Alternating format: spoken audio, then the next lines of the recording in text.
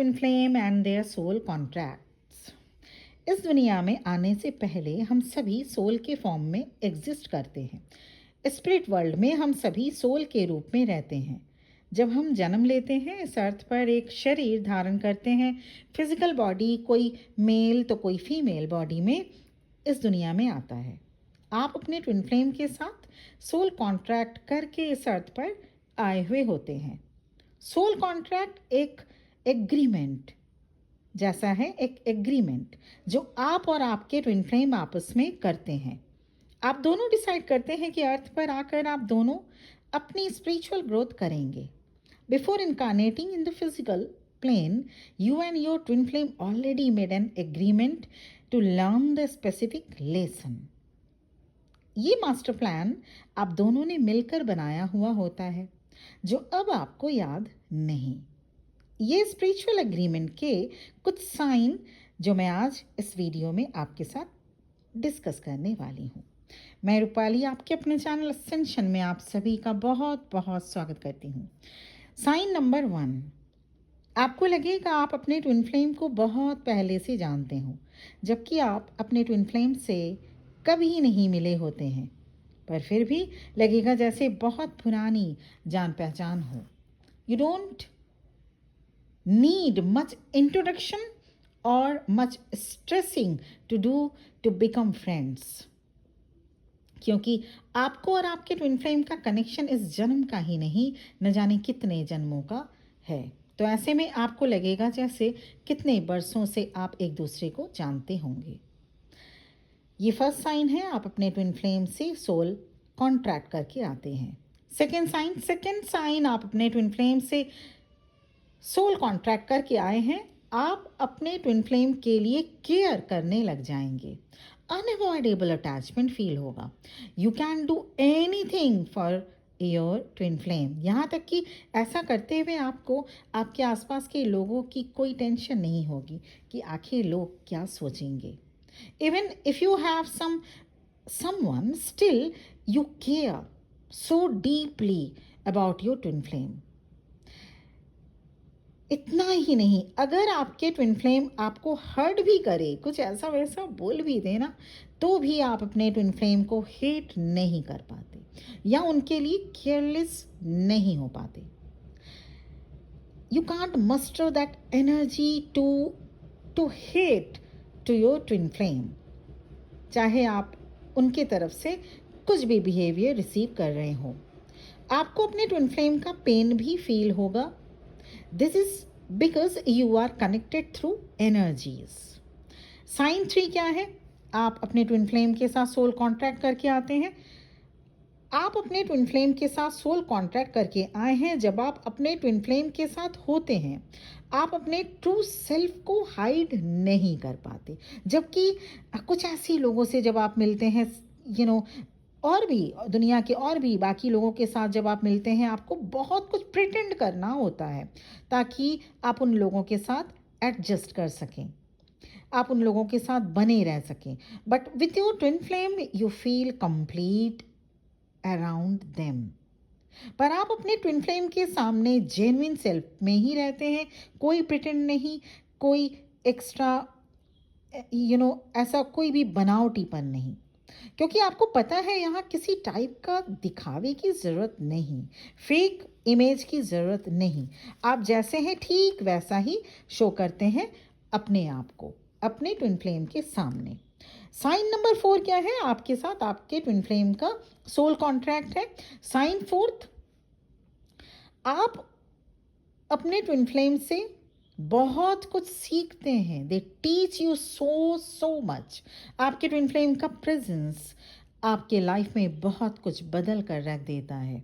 हाँ, हमें ये ज़िंदगी भी बहुत कुछ सिखाती है, ज़िंदगी में कुछ लोग भी बहुत कुछ सिखाते हैं, पर ट्विन फ्लेम से मिलने के बाद आपकी स्पिरिचुअल ग्रोथ बहुत अधिक होती है। ये अलग बात है कि टाइम कितना लगेगा, क्योंकि सबसे पहले तो ट्विन फ्लेम कनेक्शन को स्पिरिचुअल कनेक्शन मानने में ही कुछ लोगों को बहुत समय लग जाता है। इसके बाद आता है एक्सेप्टेंस, फिर आता है इनर वर्क स्टार्ट करना। बट ओवरऑल चाहे कुछ महीने या कुछ डिकेड लग जाएं, पर ट्विन फ्लेम कनेक्शन से आप सीखते बहुत कुछ हैं। Your twin flame triggers your emotions and help you meet your desired soul evolution that you never expected before. अब टाइप्स ऑफ ट्विन फ्लेम्स, ये तो था ट्विन फ्लेम के साथ आप अपने सोल कॉन्ट्रैक्ट करके आते हैं, आपका सोल कॉन्ट्रैक्ट होता है, सोल एग्रीमेंट होता है इस पृथ्वी पर आने से पहले। अब टाइप ऑफ ट्विन फ्लेम और उस रिलेटेड क्या सोल कॉन्ट्रैक्ट होता है, वैसे टाइप्स ऑफ ट्विन फ्लेम्स की मैं अलग से वीडियो बना चुकी हूँ, उसे भी आप देख सकते हैं प्लेलिस्ट में जाके।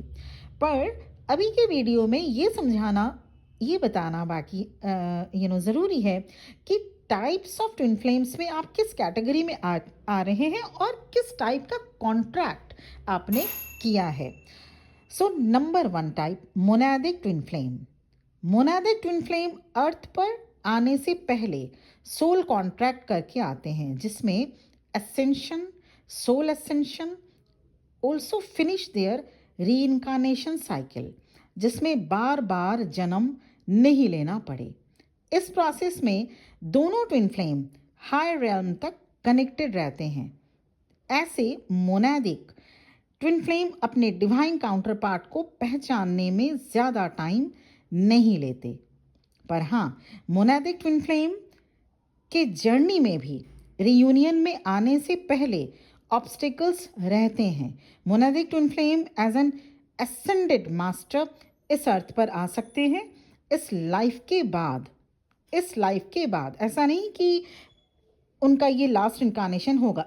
If they want, if they wish, वो फिर से लोगों को सिखाने, टीच करने के लिए इस दुनिया में लोगों को एज एन असेंडेड मास्टर आ सकते हैं।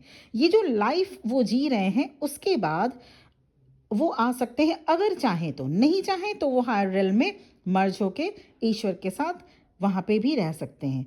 वो चाहे तो अर्थ पर आकर ह्यूमैनिटी के लिए या लोगों को असेंड करने के लिए आ सकते हैं। दोनों ट्विन फ्लेम को पता होता है कि वो अपने लिए नहीं बल्कि दुनिया को हेल्प करने के लिए आए हुए होते हैं। ये थी type 1 monadic twin flame. Type 2 star seeds twin flame. Type 2 star seeds twin flame soul contract में दूसरों को गाइड करने, हाई वाइब्रेशन तक पहुंचाने के लिए आते हैं। Monadic twin flame ascended masters होते हैं। Star seed twin flame ascended masters होते हैं लेकिन उतने हाई लेवल के नहीं। वो हाई वाइब्रेशन तक लोगों को पहुंचाने के लिए हेल्प करते हैं। उनका सोल मिशन होता है दूसरों को गाइड करना और दूसरों को हाई वाइब्रेशन में पहुंचाना। मोनादिक ट्विन फ्लेम्स और भी रिलेटेड गाइडेंस दे सकते हैं, पर स्टार सी ट्विन फ्लेम्स लोगों को पर्टिकुलरली जो लोअर वाइब्रेशन में रहते हैं उन्हें हायर वाइब्रेशन में जाने के लिए उतना तक हेल्प करते हैं ताकि सोल की अपलिफ्टमेंट हो सके। दे आर ऑलरेडी असेंडेड, क्योंकि स्टार सीड्स ऑलरेडी असेंडेड होते हैं। वैसे ही बहुत एडवांस सोल होते हैं स्टार सीड्स, ओल्ड सोल्स होते हैं star seeds and advance soul होते हैं star seeds. Twin flame soul contract करके आते हैं। जो स्टार सीड्स ट्विन फ्लेम है उनका कॉन्ट्रैक्ट, एक सोल मिशन उनका ये रहता है जो उन्हें अर्थ पर आकर पूरे करने होते हैं। कौन सा सोल मिशन? सबसे पहले उन्हें अपने ट्विन फ्लेम एक दूसरे को हाई वाइब्रेशन में ला के सोल असेंड करना, क्योंकि यहाँ पे आके जो ऑलरेडी वो स्टार सीड्स असेंडेड सोल्स होते हैं, एडवांस सोल्स होते हैं, लेकिन यहाँ पे आके फैमिली या सोशल कंडीशनिंग में जो भी उनकी वो जो भी उनकी सोल पे डस्ट या डर्ट आप कह सकते हैं, या जो भी उनके परत जमती है सोल के ऊपर, यहाँ पे इसको आप ऐसे समझ सकते हैं, क्योंकि एडवांस सोल वो थे यहाँ पे आने से पहले, लेकिन जन्म लिया, उसके बाद फैमिली की कंडीशनिंग, सोसाइटी की कंडीशनिंग, उनकी खुद की भी बहुत सारी अपनी हैबिट्स या अपनी खुद की माइंड, तो ये सारी चीज़ें मिलके जो कंडीशनिंग हुई उसको हटाने के लिए, उस कंडीशनिंग को वापस से रीवायरिंग करने के लिए सबसे पहला मिशन ये होता है कि दोनों को ही फिर से उसी एडवांस स्टेज में पहुंचना, उसके बाद लोगों को गाइड करना और लोगों की सोल को अपलिफ्ट करने के लिए रास्ता दिखाना, गाइड करना, गाइडेंस देना। ये ट्विन फ्लेम जो हायर डायमेंशंस से आते हैं। हायर डायमेंशंस मतलब 5D से अबव। 5D में ज़्यादातर ट्विन फ्लेम 5D से ही आते हैं, लेकिन ये और भी हायर डायमेंशन से आते हैं star seed twin flame. Earth पर आकर दोनों ट्विन फ्लेम जब मिलते हैं तब उनके अंदर साइकिक एबिलिटीज़ ओपन होती है। साइकिक एबिलिटीज़ तब जाके वो समझ पाते हैं कि उनके अंदर क्या एबिलिटी है।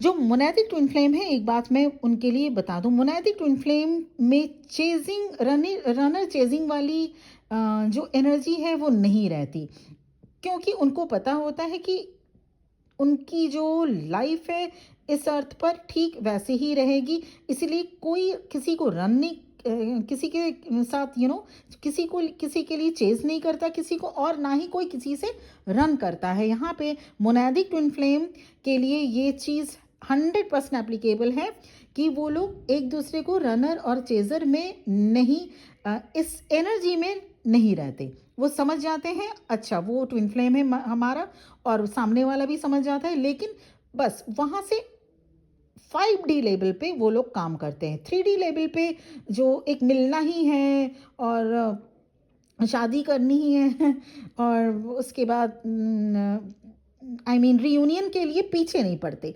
ये मोनेटिक ट्विन फ्लेम के लिए मैं बात कर रही हूँ। Monadic twin flame running chasing energy से कंप्लीटली एकदम अलग होते हैं, इस एनर्जी में कभी नहीं आते। Star seed twin flame running chasing energy में कुछ टाइम के लिए रहते हैं।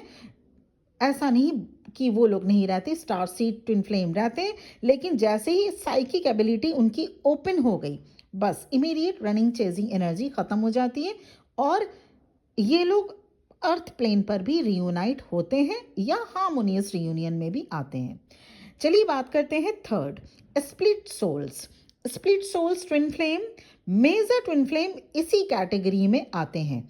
ऐसे हाँ, अब आप बोलेंगे ट्विन फ्लेम मतलब स्प्लिट सोल, बिल्कुल, लेकिन मोनेटिक ट्विन फ्लेम भी स्प्लिट सोल होते हैं, स्टार सीड ट्विन फ्लेम भी स्प्लिट सोल होते हैं, और एक थर्ड कैटेगरी है स्प्लिट सोल, जिसे simply split soul twin flame कहा जाता है। ये ट्विन फ्लेम मेजर कैटेगरी इन्हीं ट्विन फ्लेम की होती है। ये मोनेटिक और स्टार सीड्स नहीं होते, लेकिन ये भी, क्योंकि ट्विन फ्लेम ओल्ड सोल्स होते हैं, असेंडेड सोल्स होते हैं, लेकिन यहाँ पे जो कैटेगरी है वो आप इसको ज़रा समझने की कोशिश करें। ऐसे ट्विन फ्लेम का सोल कॉन्ट्रैक्ट किसी पर्टिकुलर लाइफ लेसन को लर्न करना, जैसे self love, forgiveness, balancing emotions, ये सब चीज़ें और भी बहुत कुछ शैडो साइड्स हो सकता है, इन्हें लर्न करना होता है। इनके सोल कॉन्ट्रैक्ट में किसी पास्ट लाइफ टॉर्चर या ट्रॉमा, जैसे सुसाइड या किसी फैमिली मेम्बर का डेथ, किसी लव्ड वन का डेथ पास्ट लाइफ की मैं बात कर रही हूँ, या फिर न्यूक्लियर डेथ या फिर मर्डर में से कोई एक ट्रॉमा हो सकता है स्प्लिट सोल्स ट्विन फ्लेम में। ये जो ट्रॉमा, इनमें से कोई एक ट्रॉमा होगा ही होगा पास्ट लाइफ में। ऐसे में सोल को स्प्लिट करके दोनों डिफरेंट बॉडी में अर्थ पर आकर हीलिंग करते हैं, हीलिंग करना होता है। In this case the main soul contract is healing of each other. 5D में भी हीलिंग होती है और 3D में भी, क्योंकि दोनों की सोल की एनर्जी, सोल तो डैमेज नहीं होती, बट सोल की जो एनर्जी है ना वो बैडली डैमेज होती है। It might take them several lives to reunite। क्यों?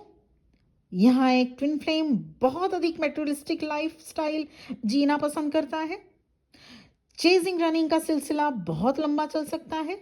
इस कैटेगरी ट्विन फ्लेम में चेजिंग रनिंग जो एनर्जी है, ऑन एंड ऑफ एनर्जी है, कमिंग गोइंग एनर्जी है, मतलब ट्विन फ्लेम का आना चले जाना, फिर कनेक्ट करना 6 महीने के लिए, फिर गायब हो जाना, इसको कहते हैं ऑन एंड ऑफ सिचुएशन या रनिंग चेजिंग एनर्जी।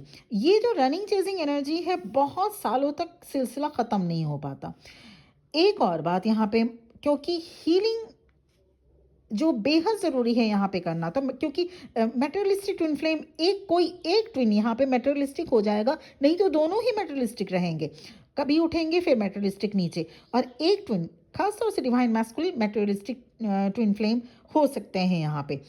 ये जो थर्ड कैटेगरी है स्प्लिट सोल ट्विन फ्लेम की मैं बात कर रही हूँ। बहुत लंबा चल सकता है ये सिलसिला, रीयूनियन का सिलसिला। इस कैटेगरी में जो ट्विन फ्लेम आते हैं, हीलिंग, क्योंकि मैंने अब सबसे पहले कहा ये 5D में इनकी हीलिंग चलती रहती है, और 3D मतलब इस अर्थ पर भी उनको हीलिंग करनी होती है। लेकिन यहाँ पे मेंटल एंड इमोशनल इलनेस, क्योंकि हीलिंग ये लोग सबसे पहला और मेन इशू यहाँ पे ये चीज़ हो जाता है। थर्ड कैटेगरी के जो twin flames, types of twin flames हैं, जो स्प्लिटेड सोल के जो टाइप हैं, जिसमें जो स्टार सीड नहीं है, मोनादिक भी नहीं है, ध्यान दीजिएगा इस बात को, इसमें रियूनियन में टाइम लग जाता है। इसलिए क्यों टाइम लग जाता है? क्योंकि दोनों में से दोनों या फिर कोई एक ट्विन फ्लेम समझना ही नहीं चाहता कि ये स्पिरिचुअल बॉन्ड है, यहाँ पे हीलिंग करनी है।